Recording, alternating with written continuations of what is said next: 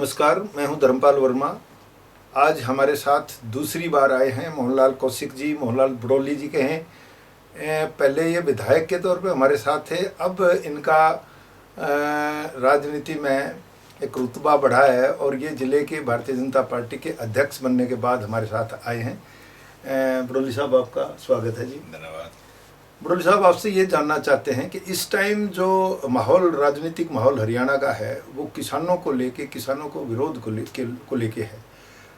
भारत सरकार किसानों के भले की बात लेकर जिन अध्यादेशों को लेके आई है और किसान ही रोड पे आ गए हैं, तो इसके पीछे का जो विरोधाभास है, ये क्या कारण है? इसके पीछे कोई राजनीति है या कोई लोग कन्विंस नहीं हो पाए? मैं आपके चैनल के माध्यम से जो प्रश्न आपने किया है, आपके सभी दर्शकों का धन्यवाद करता हूं, क्योंकि आज मीडिया जो देश में सच्चाई की घटनाएं हैं वो सारी मीडिया पर आती रहती हैं। और जब से ये लोकसभा के अंदर लोकप्रिय प्रधानमंत्री नरेंद्र मोदी जी की सरकार के द्वारा किसानों का अध्यादेश की जैसे ही लोकसभा में रखा गया, तो जो विरोधी दल हैं उन्होंने इस प्रकार से गुमराह करने के लिए एक झूठ बात का प्रचलन किया कि इस अध्यादेश में एमएसपी खत्म हो जाएगी, जबकि जो पहले से किसानों के लिए कानून था, उस कानून में जो संशोधन किया वो सारी बातें उसमें लिखी गई थी। और उन्होंने आरोप लगाया कि एमएसपी का इसमें जिक्र नहीं है।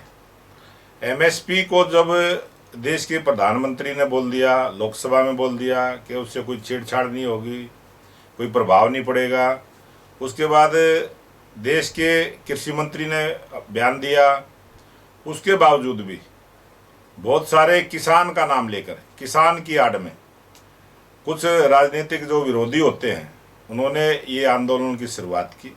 लेकिन बड़ौली साहब, इसमें जो है ना, बीच में मैं टोक रहा हूँ आपको, इसमें पार्टी में जो सहयोगी, कैबिनेट की सहयोगी थी मैडम जो बादल, उन्होंने रिजाइन किया।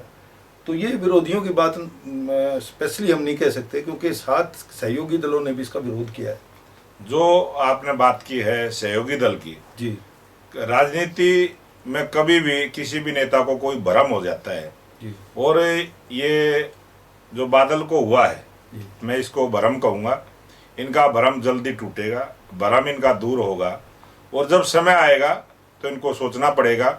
और अभी बहुत ही जल्दी किसान भी इस पक्ष में अपना, हमारा हरियाणा प्रदेश में ही, हमारे सोनीपत जिले में ही किसानों ने इस विधेयक के पक्ष में ज्ञापन दिया था जी। और अब फिर किसान कई जगह इस प्रकार का आंदोलन करेंगे और सरकार का धन्यवाद भी करेंगे।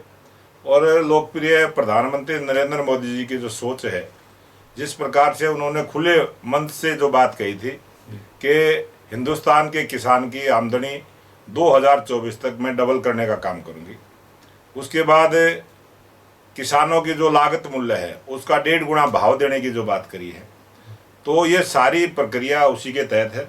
किसानों को मजबूत करने के लिए, किसानों की आय को डबल करने के लिए, किसान किसी तकलीफ में ना रहे, उसकी सारी परेशानियों को ख़त्म करने के लिए बहुत वर्षों के बाद, आज़ादी के बाद, मैं इसको कहूँगा, किसानों के लिए जो ये अध्यादेश आया है, ये एक आज़ादी जैसा अध्यादेश आया है।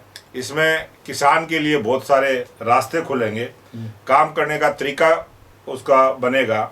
अगर कोई किसान का बेटा पढ़ लिख कर अपनी खेत में पैदा होने वाली किसी भी फसल को कहीं दूसरी जगह बेचना चाहता है, वो अपनी कंपनी बना के अपनी चीज को बेच सकता है, अपने मन मुताबिक रेट पर बेच सकता है। बहुत सारी इसमें विधायक जी, आप ये बताएं कि क्या आपको लगता है कि हरसिमरत कौर के इस तरह से त्याग पत्र देने के बाद शिरोमणि अकाली दल भारतीय जनता पार्टी से अलग होने की प्लानिंग पे तो नहीं है?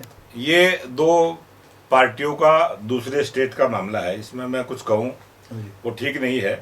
बाकी इतना जरूर है कि राजनीतिक कार्यकर्ता होने के नाते ये राजनीतिक वो नेता हैं, अपनी राजनीति पंजाब के अंदर करते हैं, उनका क्या सोचना हो सकता है, लेकिन आज पूरे हिंदुस्तान का किसान इस अध्यादेश से खुश है।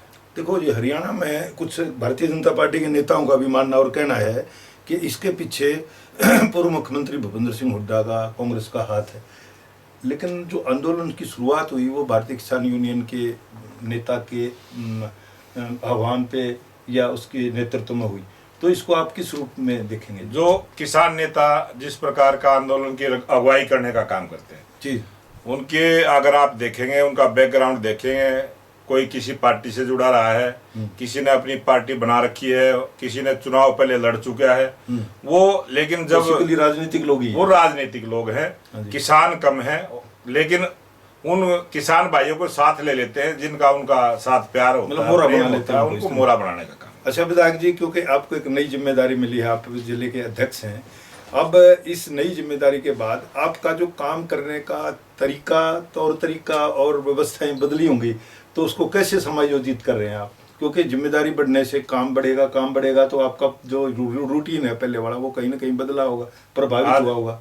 आज हरियाणा प्रदेश के अंदर माननीय मुख्यमंत्री मनोहर लाल जी के नेतृत्व में दूसरी बार हरियाणा का सरकार चल रही है और भारतीय जनता पार्टी का कार्यकर्ता और सरकार के बीच में तालमेल रहे जी, और तालमेल के साथ काम होते रहे, लोगों का काम होता रहे। जिस प्रकार से अब ये आंदोलन आया है जी, सरकार के बदनाम करने के लिए, जिस प्रकार से आंदोलन आया है जी, तो कार्यकर्ता उसका जवाब देता है। जिस प्रकार के वो राजनीतिक कार्यकर्ता सरकार की बुराई करने का काम करते हैं, तो भारतीय जनता पार्टी का कार्यकर्ता सरकार की बढ़ाई करने का काम। आज ही मैंने आपसे एक सवाल पूछा था कि कुछ कार्यकर्ता अपने आप को हताश और निराश स्थिति में देख रहे हैं, उनकी शिकायत है कि उनकी सुनवाई नहीं होती, उनको इग्नोर करके चलते हैं, प्रशासन में उनकी सुनवाई नहीं होती। उसमें आपने जवाब भी दिया था, लेकिन क्या आपको लगता है कि चुनाव, आपके जिले में चुनाव होने जा रहा है, कि कार्यकर्ताओं को समायोजित करने की बात है, संगठन में एडजस्ट करने की बात है, उनका मान मनोबल करने की, उनका उत्साह बढ़ाने की बात है, तो इस प्रक्रिया को आप व्यक्तिगत तौर पे कैसे चला रहे हैं जी? भारतीय जनता पार्टी का कार्यकर्ता इस देश के लिए काम करता है और भारतीय जनता पार्टी का मूल मंत्र है देश पहले स्वयं को बाद में लेता है जी। तो इसलिए अगर किसी कार्यकर्ता को, मुझे नहीं लगता कि सोनीपत जिला के अंदर कोई कार्यकर्ता ऐसा होगा जिसको मैं नहीं जानता हूँ या वो मेरे को नहीं जानता होगा। जी जी। तो बहुत अच्छे ढंग से सभी कार्यकर्ताओं में खुशी का जी आज वातावरण है। और ये जो राजनीतिक वातावरण है हमारे जिला सोनीपत के अंदर उपचुनाव का है, ये उपचुनाव भी भारतीय जनता पार्टी का कार्यकर्ता अपने दम से और सरकार की जिस प्रकार की काम करने की शैली है, जिस प्रकार से विकास काम करने की नीयत है, उसको लेकर जनता के बीच में जाएंगे। अध्यक्ष जी, कोई भी आदमी बाहर से विरोधी हल्के में जाता है तो वो ये इंप्रेशन लेके आता है कि यहाँ का हुड्डा का जोर है, तो इस बात को आप किस तरीके से काउंटर कर पाओगे जब एक तरफी बात करते हैं लोग? ये बहुत सारे लोग अपने पक्ष में वातावरण बनाने के लिए इस प्रकार की बात करते हैं जी। मैं कहीं भी बड़ौदा विधानसभा के अंदर इस प्रकार का नहीं है कि कहीं किसी व्यक्ति का प्रभाव हो। वहाँ के सोनीपत के लोग हैं, बड़े जागरूक लोग हैं, समझदार लोग हैं, हमारा किसान बड़ा जागरूक है और वो सारी चीज़ों को देखेगा कि जिस सरकार ने अभी 4 साल तक जनता की सेवा करनी है तो वो अपना उसी प्रकार का नुमाइंदा भी चुनेंगे। उनको विश्वास भी है कि मुख्यमंत्री मनोहर लाल जी की जो काम करने की शैली है और भारतीय जनता पार्टी का कार्यकर्ता अच्छे ढंग से उनकी सेवा कर पाएगा। बरोली साहब, है तो दूसरी पार्टी का मामला, अब कांग्रेस के राष्ट्रीय संगठन में फेरबदल हुआ है, उसके बाद भूपेंद्र सिंह हुड्डा की स्थिति को लेके आप क्या सोचते हैं? आज कांग्रेस की राजनीति के अंदर सुरजेवाला को मजबूत किया गया है, उनको कमजोर किया गया है। राजनीतिक दूसरी पार्टी की बात है, तो इसका कोई राजनीतिक लाभ भारतीय जनता पार्टी को बड़ौदा के उपचुनाव में मिलेगा? वो उनकी पार्टी का मामला है। भारतीय जनता पार्टी को जो लाभ मिलने वाला है, जिस प्रकार से भारतीय जनता पार्टी की सरकार ने जनता की सेवा की है, जनता के बीच में रह के उनके काम किए हैं, उसका फायदा हमें जरूर मिलेगा। विधायक जी, देखो ऐसा है कि बड़ौदा में इस टाइम हर आदमी ये मान कर बैठा है कि भारतीय जनता पार्टी ने अभी तक उम्मीदवार का फैसला नहीं किया है। दूसरी बात, लोग ये कहते हैं कि ये फैसला भी हाईकमान करेगी। तो क्या लगता है आपको कि जो प्रदेश का जो संगठन है, ये मुख्यमंत्री हैं, ये अपने लेवल पे उम्मीदवार तय करने की स्थिति में है? भारतीय जनता पार्टी वर्षों से चुनाव में जिस प्रकार से उम्मीदवार उतारती रही है, शुरू से ही ये आकलन रहता है कि जनता का जिस प्रकार की भावना होती है, हाँ जी, जनता जिस प्रकार का उम्मीदवार चाहती है, वो हमारे नेता उसकी परख करते हाँ हैं, जी। उसी का नाम ऊपर पैनल में जाता है, उसी में से किसी न किसी एक कार्यकर्ता का चयन होता देखो जी, पार्टी की जो स्थिति है वो तो समय आएगा जब पता लगेगा, लेकिन जिस तरह के कैंडिडेट्स हैं, एक तो ये बात चलती है कि जेजेपी और बीजेपी में से दोनों में से किसी का भी उम्मीदवार हो सकता है, या आप ये समझते हैं कि बीजेपी एक राष्ट्रीय पार्टी है, दूसरी बात दूसरे पिछले चुनाव में उनका उम्मीदवार दूसरे नंबर पे आ रहा था, बीजेपी का ही हक बनता है। तो क्या क्या आपको लगता है कि भाजपा खुद लड़ेगी, जेजेपी का कोई सवाल नहीं है? है। नहीं, ये प्रश्न जो जिस प्रकार से आपने किया है, हाँ जी, ये हमारे शीर्ष नेतृत्व का फैसला होगा, दोनों पार्टियों के नेता उसमें बैठेंगे जी। और जनता जिस प्रकार से चाहेगी उसी प्रकार का दोनों पार्टियां मिलकर। मैं एक व्यक्तिगत नाम लूँ जी, जैसे डॉक्टर कपूर सिंह जो हैं, कहने को वो कौन बीजेपी में है, बीजेपी के प्रबल टिकट के दावेदार भी माने जाते हैं, लेकिन पिछले कुछ दिनों से वो भारतीय जनता पार्टी से दूरी बनाते दिख रहे हैं। आज भी पता लगा कि वो जो है ना आंदोलन में शामिल हुए हैं और धरना देने वाले उन लोगों का वो साथ दे रहे थे। इसको आप कैसे देख रहे हैं कि क्या वो पार्टी से भाग रहे हैं या उनका कोई और प्रोग्राम है? मैंने आपको पहले भी सिमरनजीत कौर जी का जब आपने जिक्र किया, मैंने कहा कि कुछ राजनीतिक लोगों को भ्रम हो जाता है जी, और वो भ्रम हो जाता है, जब समय आएगा उनका भ्रम भी दूर होगा जी। और भ्रम में रहने वाला व्यक्ति मुझे नहीं लगता कि उसके कोई फायदा मिलेगा उसको। एक आखिरी सवाल है आपसे कि पिछले दिनों कोरोना पॉजिटिव कई बीजेपी के लोग ही जो प्रभारी थे वो पाए गए, तो उसके बाद से वहाँ जो राजनीतिक गतिविधियाँ जो पॉलिटिकल एक्सरसाइज है वो बंद हो गई है बिल्कुल। तो ये कब तक चलेगा जी ये मामला?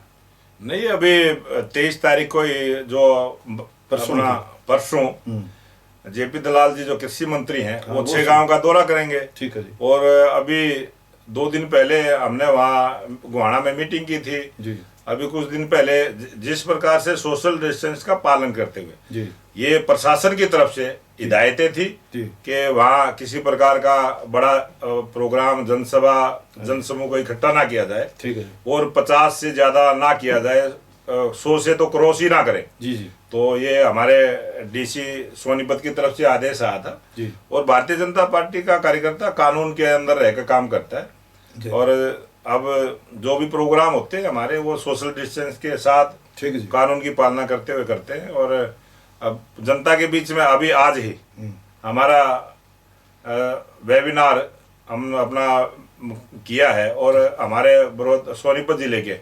118 कार्यकर्ताओं ने उसमें अपने विचार रखे हैं और आने वाले समय में 25 तारीख को पंडित दीनदयाल उपाध्याय जी की जयंती है, उस पर हमारा वेबिनार होगा, उसमें सभी कार्यकर्ता जुड़ेंगे और विचार साझा करेंगे। भारतीय जनता पार्टी का कार्यकर्ता काम में लगा रहता है। धन्यवाद जी, मेहरबानी होगी। Thank you.